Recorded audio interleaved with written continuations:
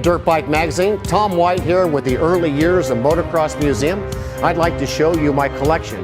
122 really important bikes from the 10 glory years of motocross, the mid-60s or the mid-70s when the sport came to America.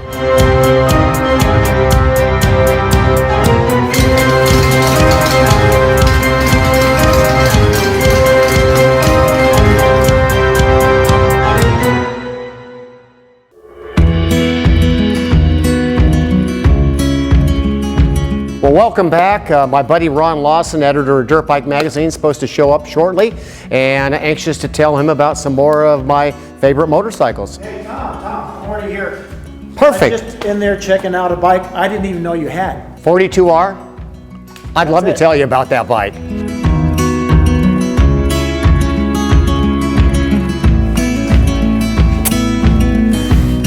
This must be special to you. It's in a special place. It is so special to me. You know, I look back in my motorcycle life, you know, I had 25 years at White Brothers, and most important to me, more important than anything, was the time I spent pursuing a professional career in motorcycle racing. And I was a flat track pro, and if I look back on the success I had racing, I had the most success on this motorcycle. What is it? What year is it? Well, this bike actually, I turned pro. You go from amateur racing and you turn expert on a local level. I turned pro in 1971. I rode 4 Bull Taco, and I was the top novice TT rider in the nation that year. And then 72, you move to the big bikes, and you can have 650s or 750s to race the big bikes.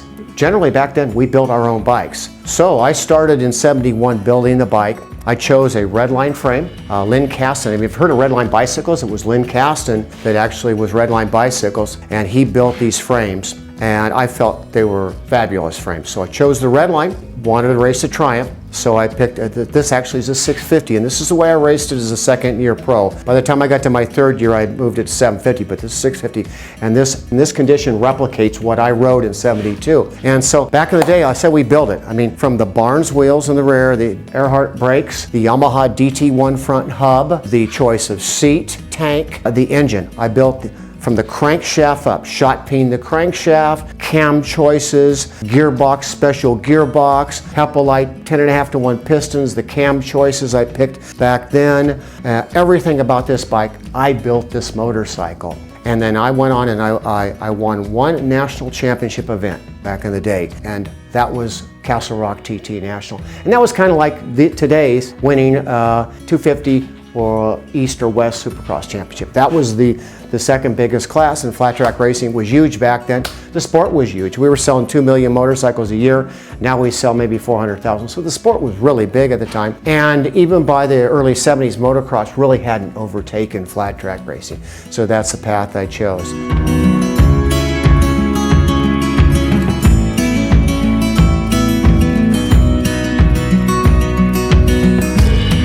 This particular motorcycle was a gift to me from my closest friend, Dr. Kerry Tanner. And he found the bike and he had it restored. He took pictures of the bike. Every single component is as I raced the motorcycle. And I was inducted into the Trailblazers, which is a group that's been around 73 years, Hall of Fame in 1973. He called me in to the room to get ready for the banquet. And when I walk outside, in the bike show, which I work on, he had this bike sitting there. It was probably one of the most powerful, emotional moments I've ever had to get reunited with this bike that meant so much to me. So what was the production bike that this was based on? Well, it was based on a Triumph. I mean, you had, Triumph came out with specifically a TT bike in, I want to think the first year was 63 or 64, called the TT Special. If you'd say it was based on the Triumph Bonneville, which is a street bike.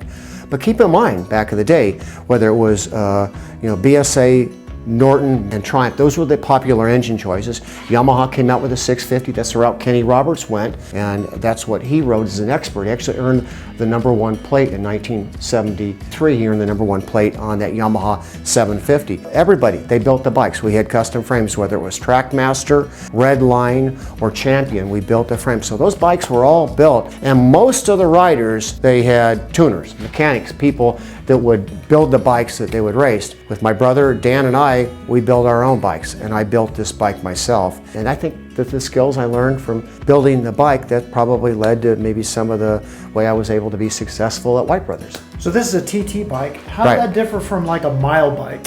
You'd race the same bike. The difference in the setup here was when you'd set it up for TTs, you could run a front brake. For flat track, half mile, mile dirt track, you couldn't run the front brake. So we had a spool wheel that we would run for flat track racing, half mile, mile. We would run megaphone pipes. So both pipes would come out on the right-hand side with an open megaphone, which would give you more top-end power. These are straight pipes, which really work better for TT because it's got better bottom-end power, smooth power, and these pipes are exactly as I raced them. For TTs also, a different foot peg setup. You'd take off all of this stuff here for the rear brake. You'd have a little foot peg that stuck out right here, and then you'd move over to the other side over here. You'd have a lower foot peg, and you'd have your shift lever up here, and you had your brake pedal down below. So it was a different setup designed, because you're only turning left for flat track racing. So that's what most of us did. We didn't have the budget to have a special bike for flat track and a special bike for TTs. So my junior year, I won Castle Rock National on this, second at Salem, Oregon National on this bike. That was a half mile. I got third place, podium, the San Jose half mile on this bike. I also raced this in a mile, but because it was a 650, it wasn't that competitive. I couldn't afford at the time the 750 kit, but for TTs and especially half miles, it was more important the type of power, and the level we were riding at wasn't at the very top level because we were kind of the new pros on big bikes. But this bike here, I ended up modifying it quite a bit for my next year, but I ended up winning probably on this motorcycle.